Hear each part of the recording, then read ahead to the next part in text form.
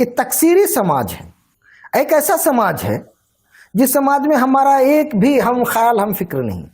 اب اس سماج میں ہم کو اللہ کے توحید کے علم سے لوگوں کو آراستہ کرنا ہے، تو کیسے کیا جائے؟ دعات علماء جب سیرت کا مطالعہ کریں گے تو ان کو اندازہ ہو جائے کہ ہمیں اس کام کو بحسن و خوبی انجام تک کیسے پہنچانا ہے.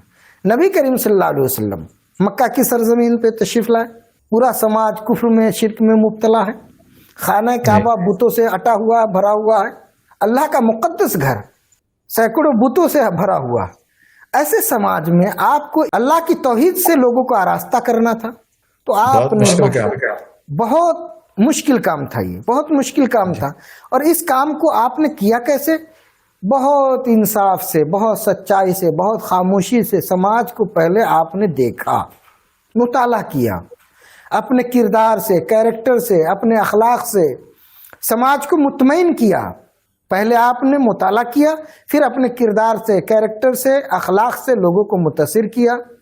اور صرف متاثر ہی نہیں کیا بلکہ سماج میں ایکٹیو رول ادا کیا، آپ نے ایفیکٹو رول ادا کیا. وہ کیسے؟ چاہے وہ واقع حلف الفضول ہو کہ جہاں وہ بظاہر ایک اللہ کو ماننے والے لوگ نہیں تھے جن پہ ظلم ہوا تھا، لیکن ان مظلوم کے ساتھ کھڑے ہونے کے لیے اللہ کے رسول صلی اللہ علیہ وسلم نے ہتھیار بھی اٹھائی اور قسم بھی کھایا.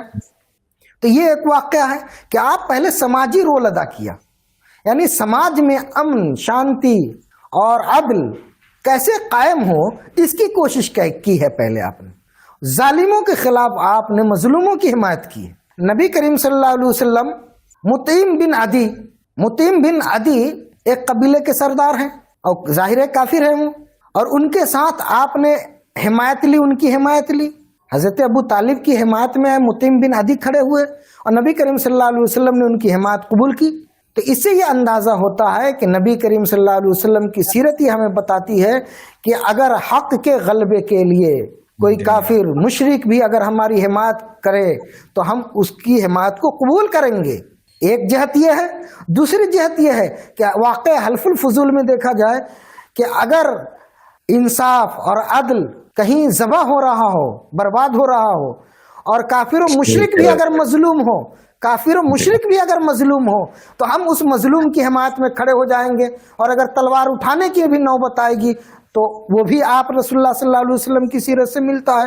کہ نبی کریم صلی اللہ علیہ وسلم کی سیرت کا دو پہلو یہاں نمایاں ہوا. ایک تو یہ کہ اگر حق کی حمایت میں کافر و مشرک بھی اگر حامی بن رہا ہے تو اس کی حمایت ہم قبول کریں گے.